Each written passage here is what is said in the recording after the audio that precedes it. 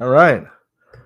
Should be all good to go. Oh, actually, I need to do one thing really fast. Welcome, everybody who is waiting for the show to start on a Saturday evening. One of the later shows that we do all year is whenever we do have a truck series race late on a Saturday with Cup tomorrow. Uh, Normally, most Saturday shows are pretty early. So, as we did last week at Texas, and as we will be doing at least for the rest of the month of May, and then probably everything will be behind the paywall entering the month of June. I'll be live here for 10-15 minutes, then I'll be transitioning over to a uh, private stream for those that have a TrueDFS subscription that are in the Discord. That's where you find a link and so on and so forth. Typically, what we've been doing in the Texas shows had been um, walking through SaberSim, walking through contest, envisioning where the field's going to go, not just like driver ownership, but actually like build wise and stuff like that. Worked very well last week at Texas. I know. I just went blanking his name. I know his name isn't Mike. Oh, it's Dave. Dave won his Xfinity Series contest on Saturday. Um, we, at least me and a lot of people that at least watch my stuff, had very little Chase Elliott. We had a really successful Texas day just because we kind of at least I went through why I was playing guys and why I didn't, and so on and so forth. And so that's what we will do in the behind the paywall show. But before that, let's go over some of the truck dashboard. Let me move this here, and let me add this one. Yet again, you can go through and look at these all in more detail if you have a subscription to TrueDFS and any of the subscriptions that we do have. Yet again, not only are we partnered with SaberSim, we are partnered with PayDirt Intuitive Analytics, all the way down here. These are our packages that we offer. I would highly encourage you, if you are thinking about buying the NASCAR package, okay, the reason it's at 40 is not only the cost of everything that we've been putting in terms of the tools that we have, but it also just makes a lot more sense to buy that NASCAR package earlier in the year when it was cheaper, or go ahead and pay up and basically get 3 websites in one.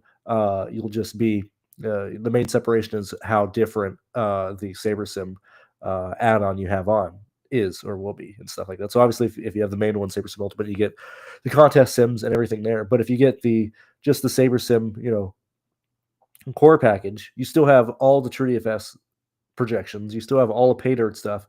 You're just limited on what you can build on SaberSim and stuff like that. So yet again, let's take a quick kind of walkthrough of this truck series preview. This is the stuff that Astukas puts together. I've been going over this, for the last couple, or really since we were able to bring him on back in March, and this is highlighting what he previews and looks at in these races for his own stuff, and also what I end up looking at these races here. And so the fact that we have 31 trucks in this race, obviously a smaller field, so the main things to pay attention to, and first and foremost, I will say this out loud, William Byron, let's actually kind of back up and let's focus on this first, because I do want to do this in the public spotlight, or not spotlight, but at least in the show, because I already had questions related to William Byron, and then we could kind of end up breaking through and going through this stuff here. So let's go ahead and find good old William Byron really fast.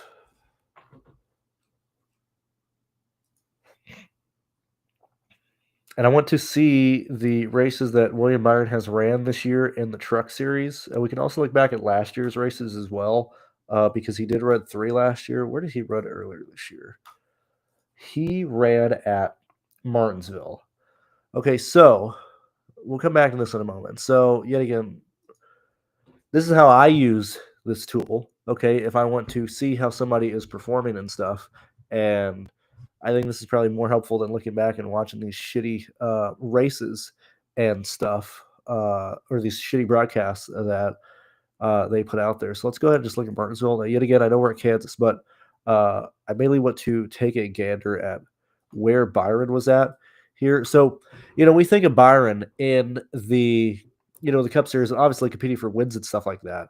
But when he comes out of the Truck Series, like Byron should be drastically faster here, right?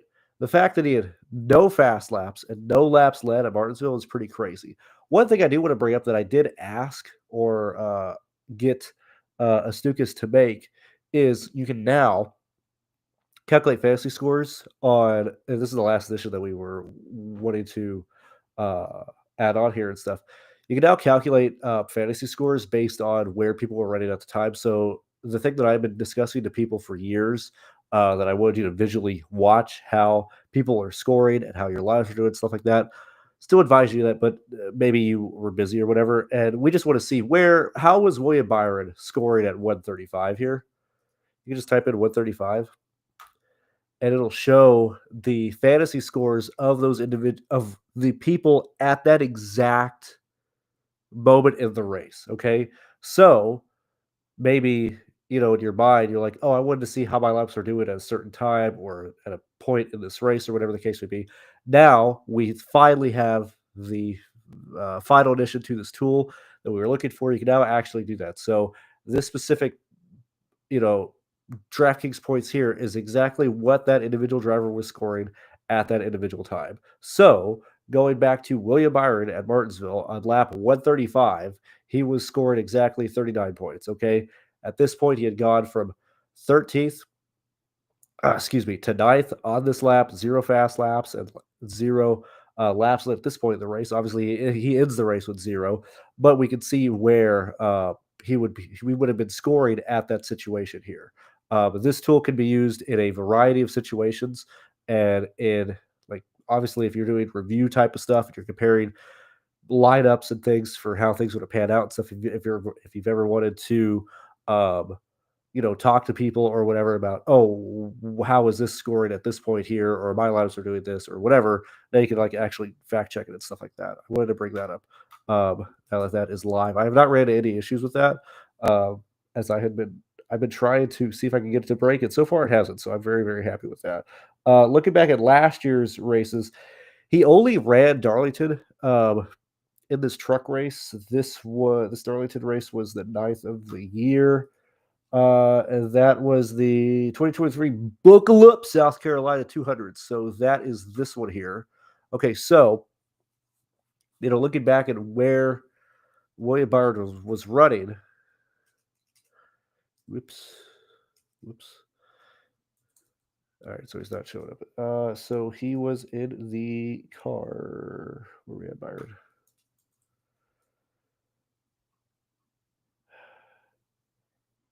He was in. Damn, dude, this is 2023.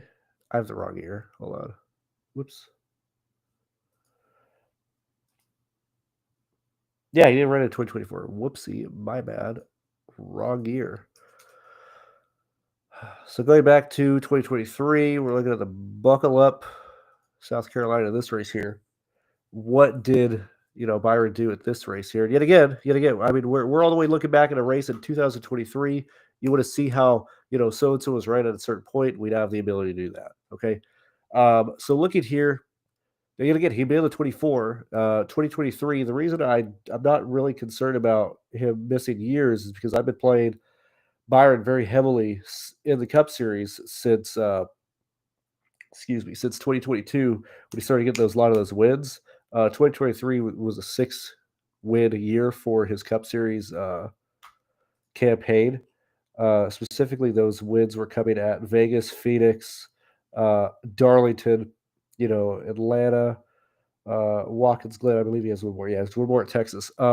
Reason I'm going all this stuff is we have not seen the domination expected from other drivers coming down to the Truck Series as we have seen from what Corey Heim has been able to do, what Larson has been able to do, what Kyle Busch was able to do in the past. I'm not really seeing anything from these past races that are indicating to me that I should be prioritizing William Byron over other individuals in this race. Okay, and yet again, hey, let's just say this is 135 for this one here. Let's just say this last race here because I want to make sure it works. I haven't done one for this far, so let's do 157. How was William Byron doing at this point. So if you want to go back and look at a year, years ago, on lap 157, which was the second to last lap of this Darlington race here for William Byron, he was scoring 53.40 points.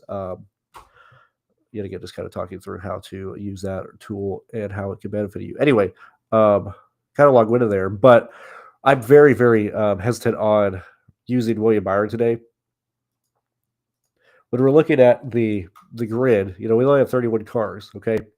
Typically, we have more. Most intermediates, we have more. Apologize for my congestion. When we're looking at the salaries here, and yet again, we'll talk about this. We'll talk about the build specifically in the paywall show and stuff. But like 12,000 for William Byron, easy X. Like, just I have no interest in playing Byron at all. The guy who should be 12,000 is Corey Heim. Okay, so continuing on. So let's, at least for me, I'm not playing William Byron at all. So automatically the field is already down a driver there. Like, I'm not playing him. Now, yet again, I'm not playing Morgan. Now, if you notice, I have, his average here as 0. He's not even in my average for the laps that I can take. I'm taking any lap over 160 or over 161. Morgan didn't score a single lap over 160. So Morgan's unplayable, right? And for the sake of this, I will be removing his laps here so we get a bit of a more realistic distribution of these fast laps here, okay? Frankie, who, I mean, obviously these guys destroyed a lot of good equipment at Texas. Not just Frankie, but a lot of these truck teams and stuff. We're seeing these guys are just super, super slow. So far, this race has been, this practice has been a primary example of why I'm not really concerned or really panicky about, oh, what group was so-and-so in? Oh, what group was this guy in? Because, okay, if everything was established that Group 1 was the faster group of this practice session, and Corey Heim was in Group 2, and Corey Heim's still, drastically faster than the field, that you should probably play Corey Heim, right? Like, I think he's displaying that he has the best car. But yet again, they queue and practice during the daytime. This will be an evening race, but we still go green, in 3 hours. I do not believe the sun sets in exactly, it's 7:50 Eastern time there. Sun might be down, but track's still going to be hot when everything starts. I would imagine, or I find it very hard to imagine that Corey Heim does not have the fastest car here in this race. The main people we're concerned about from a lineup or whatever perspective would be, or not lineup, but an expensive perspective would be Ty Majeski and Carson Hocevar. Where are those two individuals compared to Ty Majeski? It's really not even close. Majeski does get there, or at least, Corey Heim and Majeski has similar lap times on these longer runs, but Corey Heim is starting so much faster. It's really not even in the conversation that he could really put on a display. I think Hocevar is much closer to beating Corey Heim than anybody else on the field, but those would probably be my two guys that I think would actually be able to lead in this race outside of us getting crazy. As we look back the last we look back the last 6 Kansas races, you might be like, hey, it's kind of difficult to see this. Hey, it's very small. Buy the package and look at it yourself. I'm going through this very quickly. Obviously, I'm not showing everything to you guys because I don't want to take away from what the subscribers are looking at. But one of the main takeaways is looking at the top dominator scores in these races, and in terms of looking at people in these races or how these races are going and stuff like that. Actually, let's go back one more and look at these races here. Races are scheduled for 137 laps. Amount of green flag laps run in these races, all very similar, except the 2023. I don't remember if this is the spring or fall race. Nevertheless, most of these races are looking right at 115 green flag laps, or like 110 because we have 115, 109, 115, 194, 114, 118. So anywhere in the range of like 110 green flag laps is probably expected. We look at the amount of cars left at the amount of cars on the lead lap at the end of these races, all very similar: 15, 14, 19, 13, 12, 15, 14. Okay, so That's what we can experience, or that's what we can accept. Crash or expect. Crash DNFs 0001821. Okay, so we're coming off of Texas, a race that turned into a plate race that had a lot of crashes and stuff. That's why I was specifically very, very high and more aggressive on plane.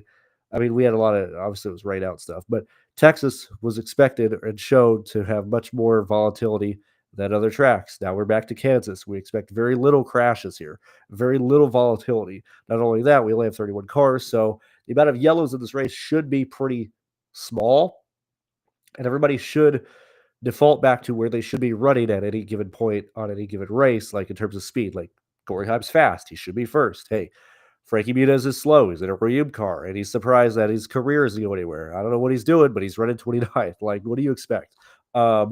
So race should be green.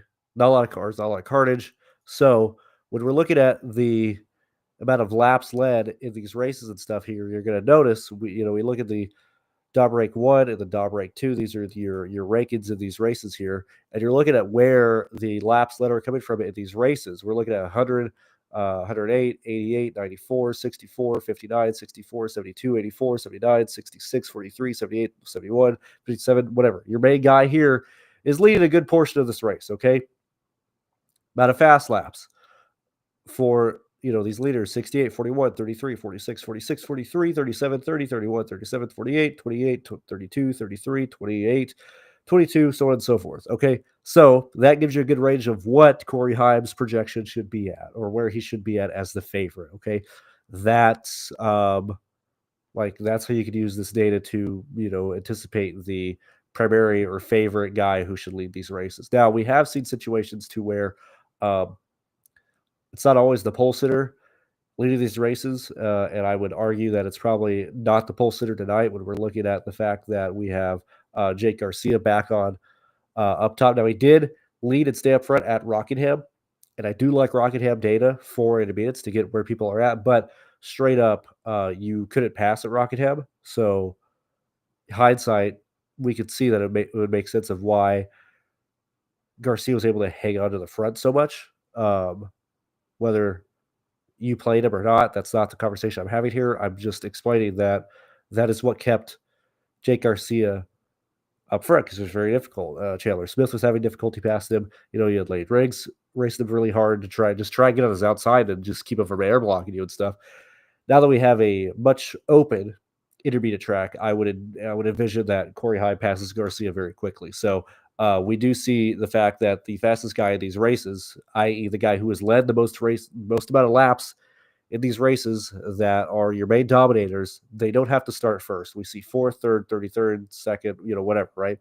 We're seeing that the guy who has the fastest car in this race has been able to pass people, has been able to get around and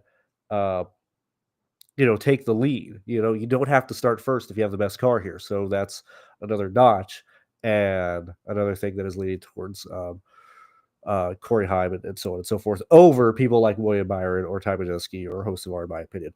Now, last thing here before we go over to the paywall show of discussing more. Yet again, you might be like, you haven't really talked about anything, Brandon. What are you doing? This is a waste of time. Well, there's 31 cars in the field. I've already said, hey, I'm not playing Byron. I'm not playing the slow guys, okay?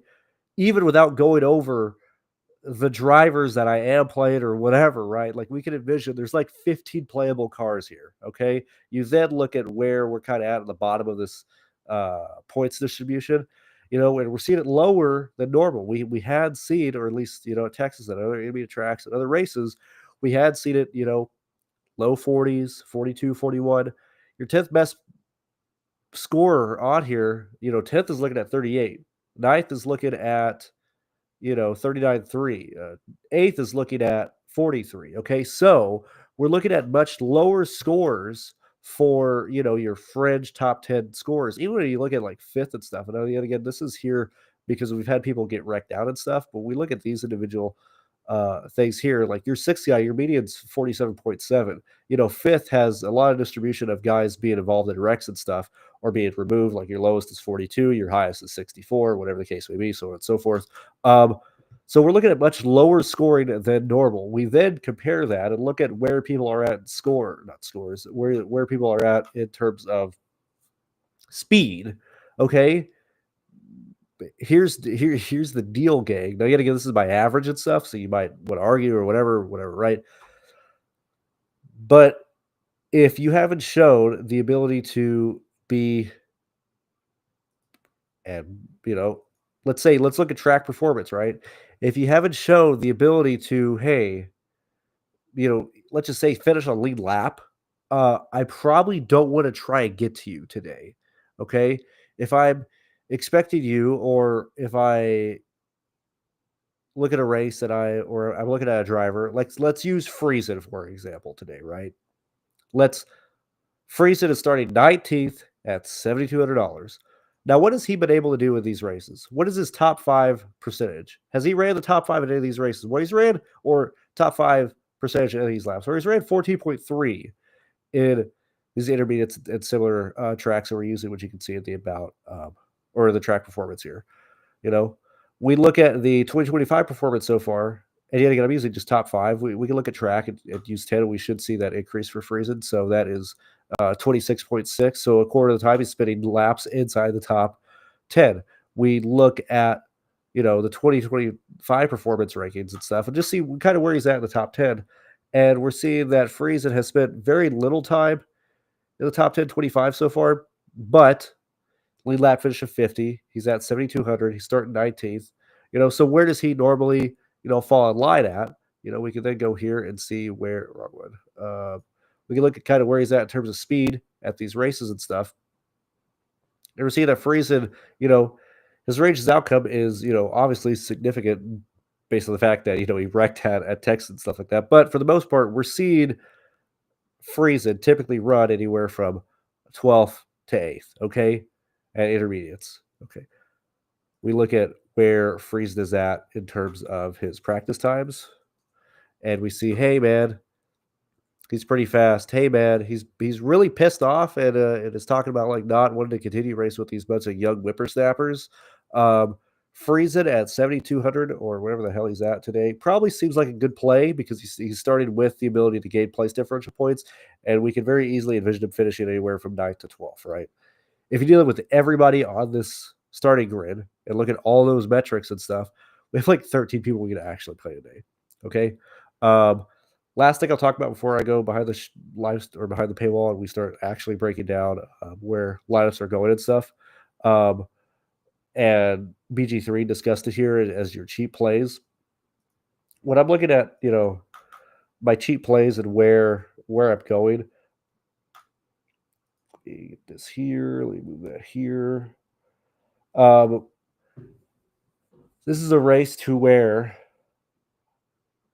I think it's going to be very difficult for people who don't have experience to really do anything here. And so, sure, Luke is at 61. I would actually take Jack Wood, or let me change that.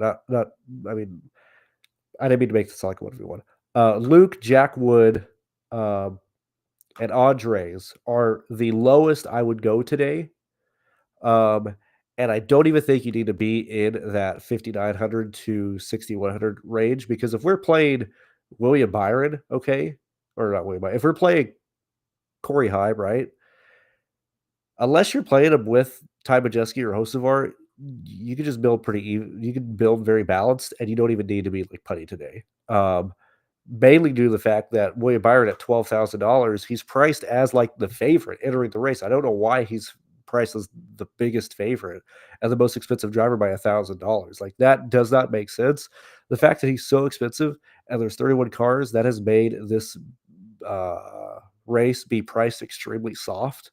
So I don't think you have to putt nearly as much as you need to, or as you think you might do in this race when it's all said and done. For the 54 you guys here, I will be transitioning over to the paywall show now. You can find that link in Discord if you want to continue this conversation there. We can look at builds and stuff like that. Past that, I will see you guys later. Bye-bye.